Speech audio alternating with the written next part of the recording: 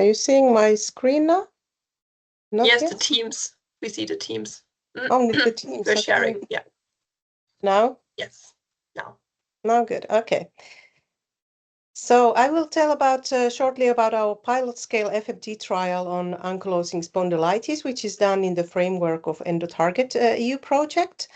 But we are still in the kind of the trial is still ongoing, so I cannot show too much results. So I will tell something about the project ENDOTARGET in general, and then about the microbiota dysbiosis that we see in rheumatic diseases. And then there is one interesting FMT trial that has already come out on rheumatic diseases, and this is in psoriatic arthritis. So the ENDOTARGET project is an EU-funded project where we look at the aim is to look at the impact of intestinal microbiota and microbiota-derived substances. Main focus is on lipopolysaccharides, on chronic systemic inflammation, and also on the transition from health to disease. We are more than 10 partners, 14 I think we are, and from all over Europe. And there are many work packages in which we are also involved in several, in the targeted clinical studies and the proof of or kind of pilot study on FMT, but we also are doing in vitro mechanistic studies with epithelial cell lines and looking at the interaction of microbiota and separate bacteria with the intestinal epithelium. The project is coordinated by HUS in Finland, the hospital district of Uusimaa and Helsinki, so it's basically the Helsinki area hospital district, and Professor Kari Eklund in that institution. So the central hypothesis in this project is that there is a link between microbiota dysbiosis, epithelial barrier, and systemic endotoxemia and rheumatic diseases. So as in many diseases, we see that when there is an impaired epithelial barrier function, an increased permeability of the intestine, bacterial compounds can enter the systemic circulations and also including the joints and promote inflammation or then kind of perpetuate the inflammation that has been initiated by other also mechanisms. And here we are mainly majorly focusing on LPS as the mediator molecule, but we are also looking at gut microbiota both in large cohort studies where we can then look at the progression to diseases from healthy status. And these are biobank studies and samples from there, but then also we are looking at different cohorts and comparing the microbiota in diseased and healthy persons. Overall, microbiota dysbiosis in rheumatic disease has been found to vary a lot from study to study. And this is quite typical to microbiota studies that you see that there is a dysbiosis in the microbiota in the disease, but then it might differ from depending on the country where the study has been done, but then also methodological differences may account to this. But then in the meta-analysis, with many studies, there are in a good situation, there are then kind of general trends that you can see that are emerging from all these studies. In rheumatic diseases, we can see that the dysbiosis is characterized by decrease in richness and diversity. And here we are talking again about the bacterial population, because this has been studied most. And we see also depletion of anti-inflammatory butyrate-producing bacteria, such as Fecal bacterium, and specifically Fecalibacterium prausnitzi. But in some studies, we see also a depletion in Bacteroides species, which are also very important in the gut mucosal compartment. And then we see enrichment of pro-inflammatory bacteria, typically those deriving from oral cavity, such as Streptococcus species.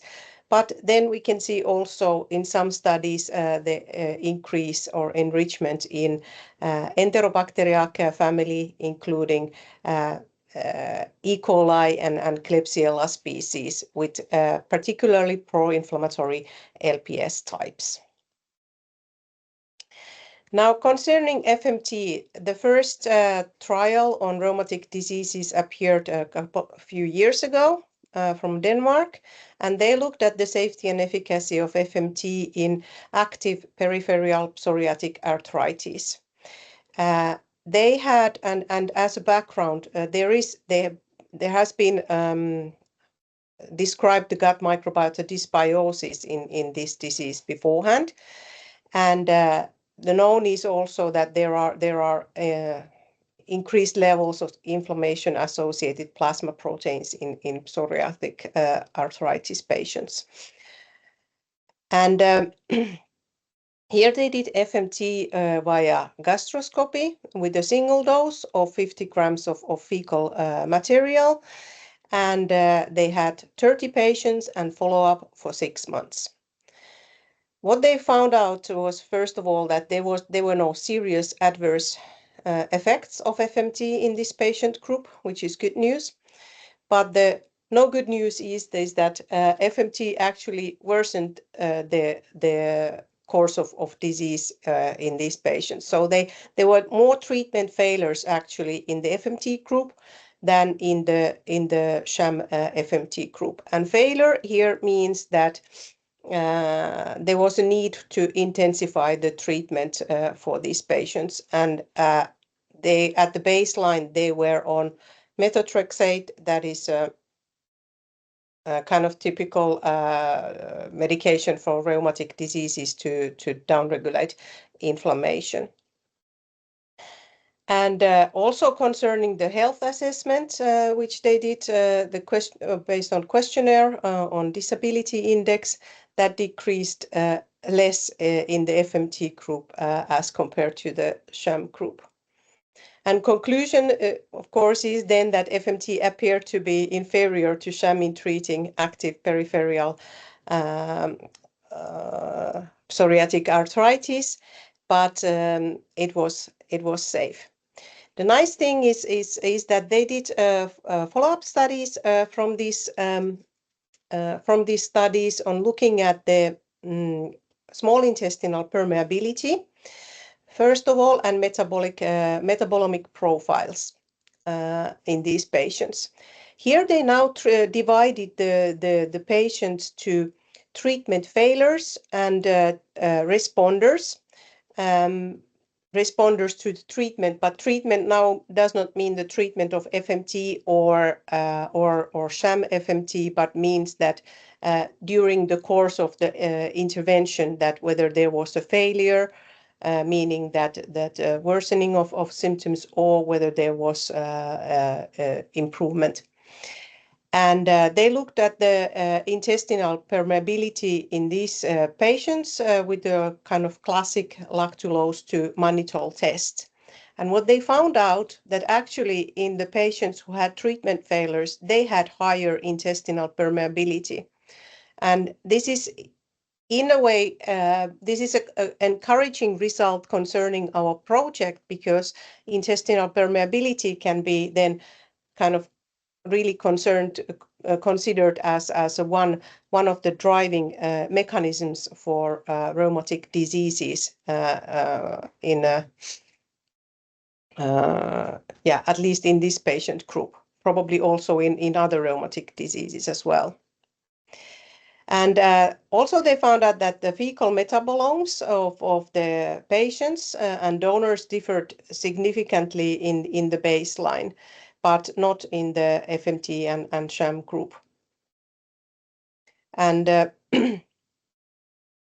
And after the treatments or after the intervention, when then the comparison of failures and responders was done, there also the microbiota metabolomic profiles differed. So yeah, there is again kind of indication at least that the microbiota has a role in the disease etiology and in the clinical outcomes. And next, they looked at that from the same study group, the inflammation-associated plasma proteins following the FMT.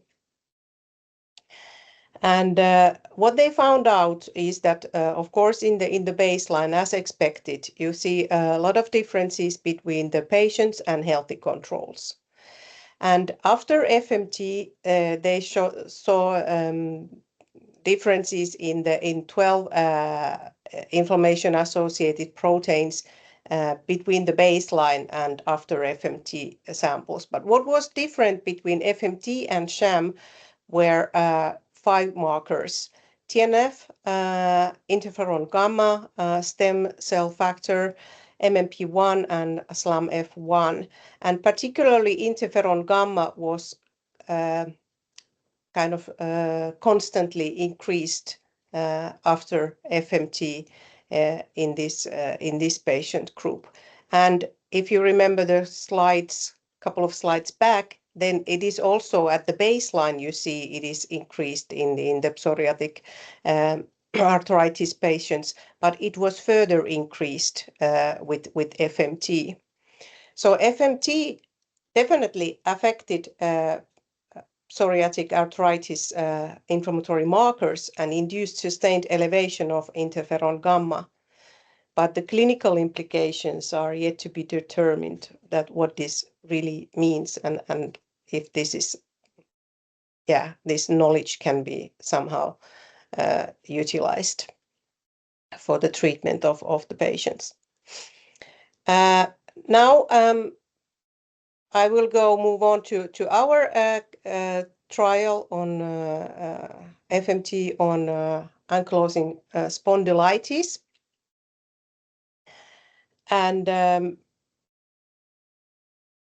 the study design here is that we have 20 patients who are randomized 1-to-1 to receive only either FMT from a healthy donor or autologous transplantation. And the patients are in the active phase of the disease, so they have this BASDAI index more than 4 at baseline. And BASDAI here is a path ankylosing spondylitis disease activity index, which has been developed for the assessment of the clinical activity of the disease. And the donor here is pre-screened as was described by Joseph for the safety procedures. But then in addition, we are looking at or the donor has been tested to be HLA-B27 negative because the patients for AS, they are usually HLA-B27 positive.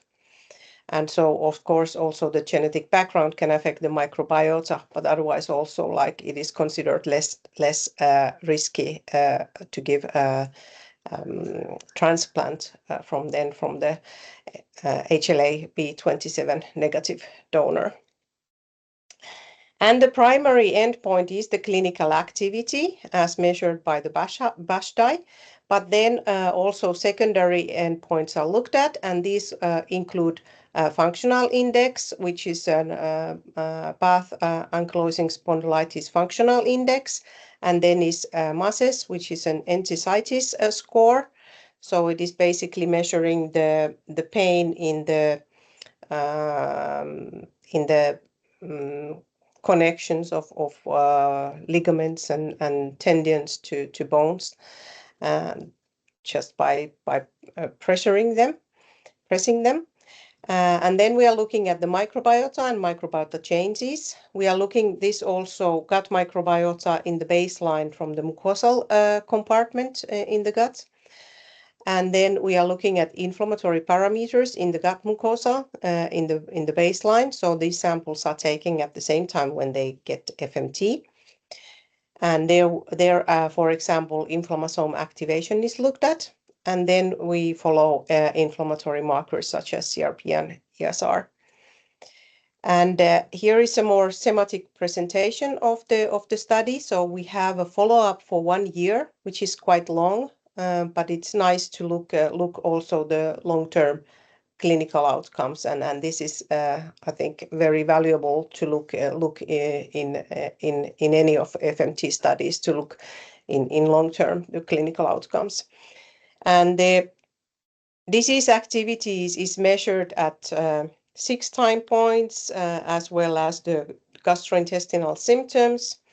We look at the quality of life in the baseline, and then at 12 months.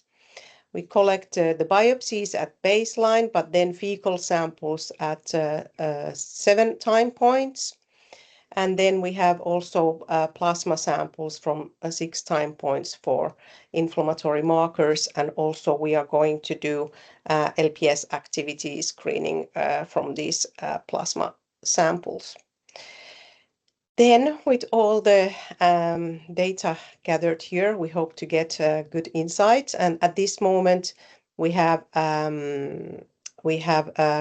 enrolled 17 patients out of 20. That is our aim. So hoping to finish the recruitment and treatments soon. And then with the analysis of all the samples, we hope to gain some insights into how the gut dysbiosis and gut joint axis may work in ankylosing spondylitis.